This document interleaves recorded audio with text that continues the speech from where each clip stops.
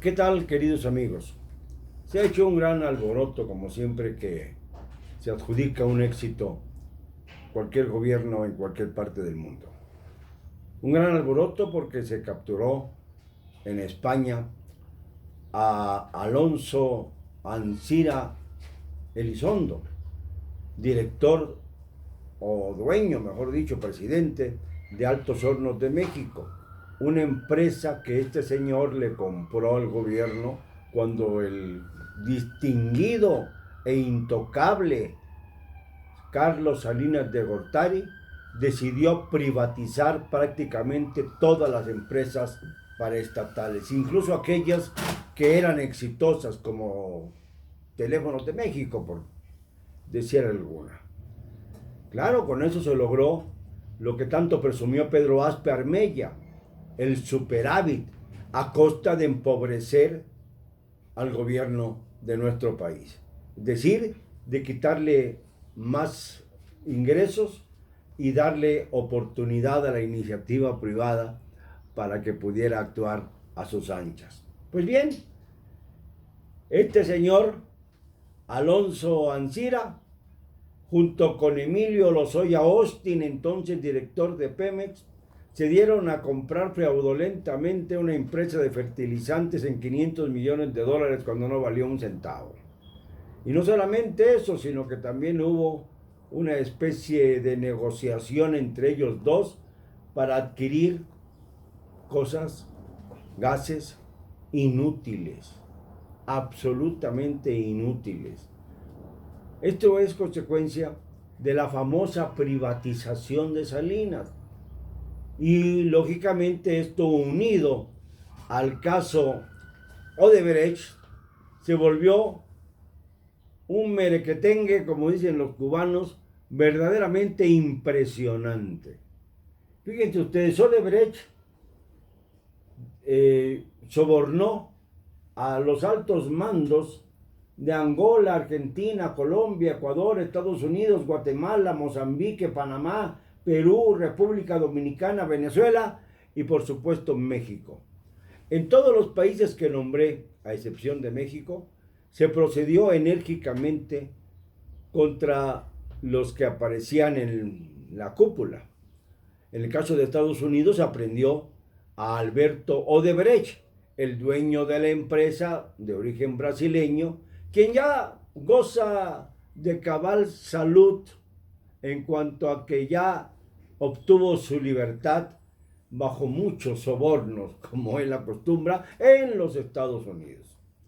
Y anda por ahí divagando. Mientras tanto, en los demás países se han aprendido a presidentes, como en el caso del Perú, al que debemos referirnos con especial interés, puesto que esto llevó incluso al suicidio de Alan García, quien en sus tiempos de presidente era considerado en una primera etapa uno de los grandes mandatarios de la región. No era así exactamente, pero por lo menos tenía la cara para enfrentar las críticas de todos los que lo señalaban como predador y sobre todo salir bien de la escena a grado tal de que pudo reelegirse poco después de la dictadura de aquel que dijo que voy a gobernar como tú quieres que gobierne, voy a gobernar como tú gobernarías, Alberto Fujimori. Y eso de que gobernaba como cualquiera de los peruanos hubiera gobernado, le salió el tiro por la culata porque acabó en la cárcel, acabó perseguido, acabó siendo verdaderamente un rastrojo de la historia. Pues allá en Perú se procedió con energía, lo mismo en Guatemala, en Argentina, en Colombia, en Venezuela, en todas las naciones que mencioné. Pero en México hasta hoy se sigue proceso y se dictaron órdenes de aprehensión contra Emilio Lozoya Austin. ¿Cuánto tiempo tenemos denunciando a este sujeto execrable? Y también contra el director de Altos Hornos de México, que no deja de fumar sus famosos puros habanos en todas las reuniones oficiales. Alonso Ancira Elizondo. Este sujeto ahora está detenido allá en España, esperando que el gobierno de México solicite la extradición del personaje. Operan más rápidamente las policías internacionales como Interpol que las fiscalías como la mexicana, porque tenemos en España una delegación de la Fiscalía General, por lo cual debería ser más expedito el movimiento. Operan más rápidamente, obviamente, las internacionales que las de nuestro gobierno. Pero no podemos dejar de señalar que se está empezando con la hebra de la madeja más debilitada. Una hebra que lleva sin duda al cerebro de esta maraña terrible que se armó con el caso Odebrecht. Emilio Lozoya Austin era absolutamente incapaz de proceder por su propia cuenta. Mientras no se llegue a la cabeza, que tiene nombre y apellido, Enrique Peña Nieto, no podremos decir que se está persiguiendo de a de veras el caso Odebrecht. Porque fue este caso precisamente el que abrió las puertas para los grandes sobornos. El que permitió, por ejemplo, que debajo del agua la empresa constructora IGA de Juan Alejandro Hinojosa pudiera también hacer todo lo que quisiera, hasta financiar a sus clientes distinguidos, como Angélica Rivera Hurtado, quien se compró la famosa Casa Blanca, dicen que con lo que le liquidó Televisa, pero evidentemente como parte de un enorme soborno a Enrique Peña Nieto.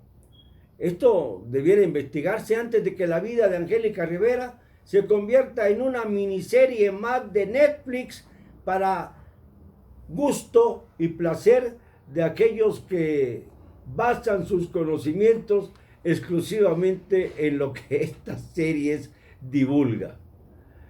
Creo que ya tenemos la obligación, amigos todos, de madurar y de darnos cuenta de que si Odebrecht, el caso Odebrecht en México, se queda donde está, nos estarán dando nada más a tole con el dedo. Aunque haya caído un gran empresario, un potentado, aunque a estas horas que les estoy hablando se persiga, quién sabe en dónde, al señor Lozoya Austin, a pesar de todo esto, mientras no caiga el máximo felón, que es Carlos Salinas de Gortari, nos seguirán mintiendo y engañando. Manipulando más bien, digámoslo, siempre con cero cobardía.